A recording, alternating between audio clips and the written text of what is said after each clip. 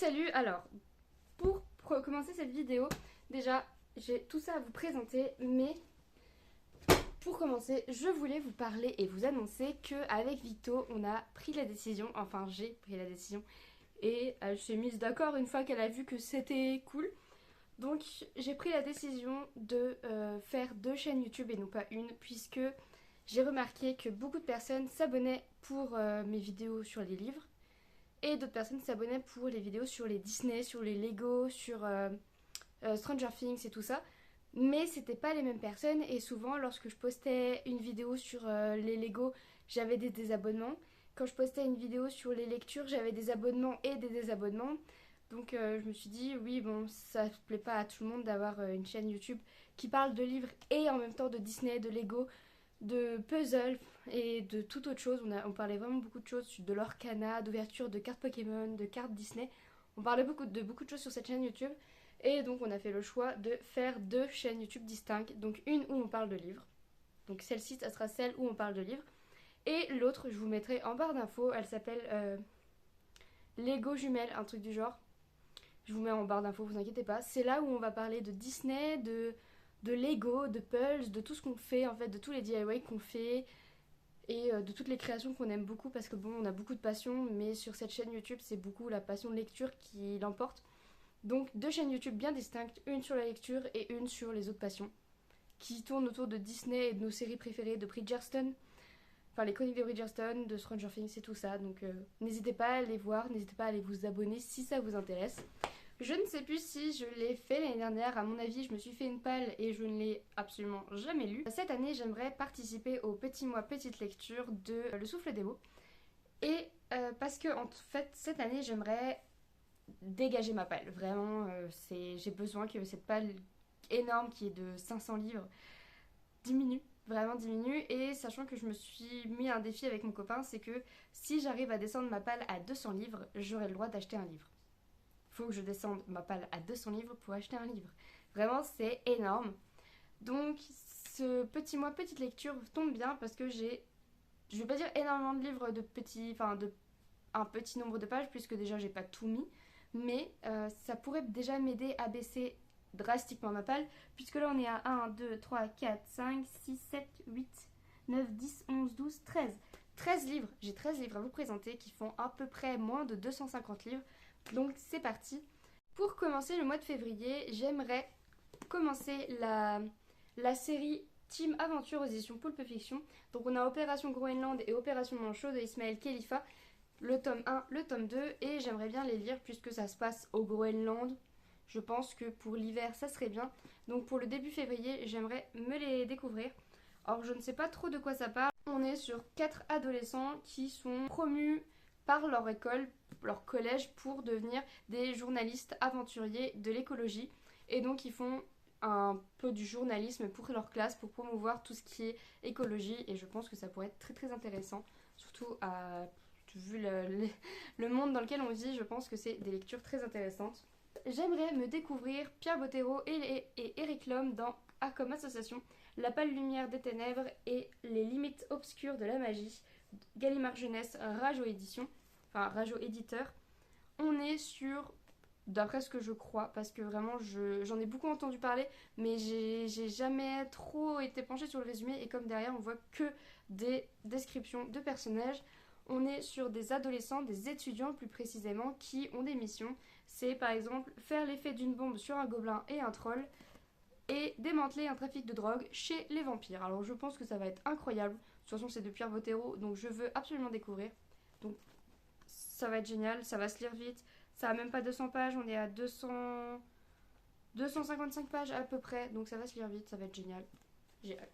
J'aimerais aussi découvrir La boutique extraordinaire de Nicodème aux éditions Bayard Jeunesse. Donc ça c'est le tome 1, c'est Le tombeau de Pharaon de Nathalie Sommer, et on est sur 2 jeunes qui s'appellent Axel et Mina qui sont envoyés par leur grand-oncle Nicodème suite à la mystérieuse disparition de leur mère, et donc ils ont une seule règle dans cette boutique assez mystérieuse d'objets assez anciens, c'est de ne pas toucher aux objets, et sauf qu'un jour Axel va enfreindre l'unique règle et va toucher un chat noir.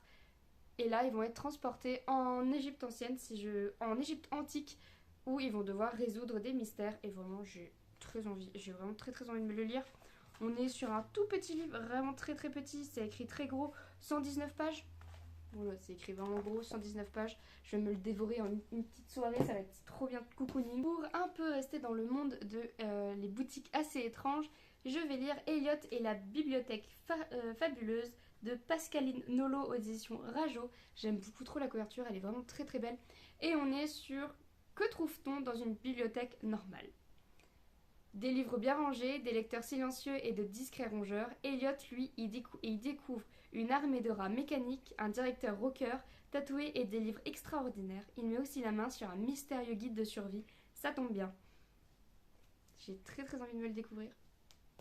Par contre, je l'ai acheté d'occasion et il est tout cassé. Je suis un peu déçue.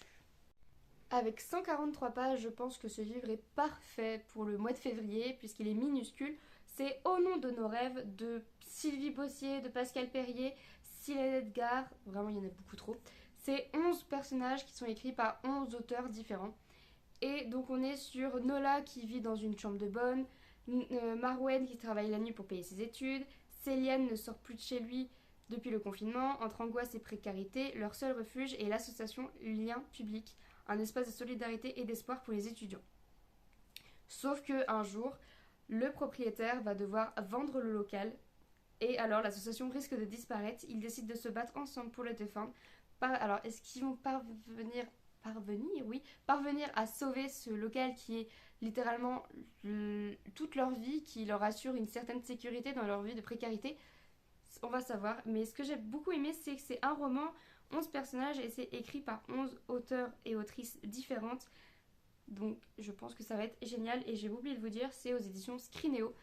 Donc je pense que je vais me le lire assez rapidement parce que ça a l'air vraiment très doux à lire. J'ai hâte. Et donc là, on va parler d'une pile de livres, donc d'une saga plus précisément. J'ai pas regardé dans les autres endroits de ma bibliothèque. Est-ce que j'aurais pas d'autres livres à lire qui sont petits? Je ne pense pas. En vrai, ça fera déjà beaucoup, 13 livres. Donc, j'aimerais me lire l'intégralité des Malenfer de Cassandra O'Donnell, si c'est possible.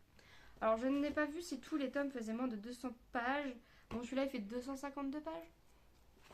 Ça sera le dernier tome. Peut-être que je le lirai pas en février. Celui-ci, il fait... Non, mais celui-là, il est trop gros. En vrai, est-ce que 300 pages? Non, mais voilà. Par exemple, celui-là, il fait 240 pages. Je trouve que 240 pages, c'est bien. Après, je crois que c'est 250 le maximum, je ne sais plus. Là, on est à 213 pages. Ça va encore. Et celui-là, je crois que c'est le plus petit. Le tome 1, c'est... Non, c'est 213 aussi. Donc, le tome 1 et le tome 2 font la même taille. Et donc, on est sur des romans illustrés assez jeunesse. Je vais vous montrer les illustrations. Donc, non, j'ai pas du tout mis dans l'ordre. Hop. Tac. Donc, on est sur Malenfer, la forêt des ténèbres, le tome 1. Malenfer, la source magique, le tome 2. Malenfer, les héritiers, le tome 3. Malenfer, les sorcières des marais, celui-là il me donne très envie. Terre de magie, Malenfer, terre de glace. Et c'est que j'ai oublié de dire. Non, c'est qu'il y a Terre de magie maintenant. Terre de magie, Malenfer, Arachnia. Ouh, avec les araignées, je suis désolée. Avec une belle araignée sur la couverture. Donc, pour la petite histoire, c'est Malenfer, la forêt maléfique, grandit et s'approche chaque jour davantage de la maison où vivent Gabrielle et sa petite sœur Zoé, seuls depuis le départ de leurs parents, partis chercher de l'aide en terre de Gazmoria. Les enfants doivent faire face aux ténèbres qui recouvrent lentement Welongar, mais aussi à un tout nouveau danger. Ni les visions de Zoé, ni ses pouvoirs magiques ne parviennent encore à l'identifier. Ne parviennent. Je ne sais pas comment j'ai dit ça.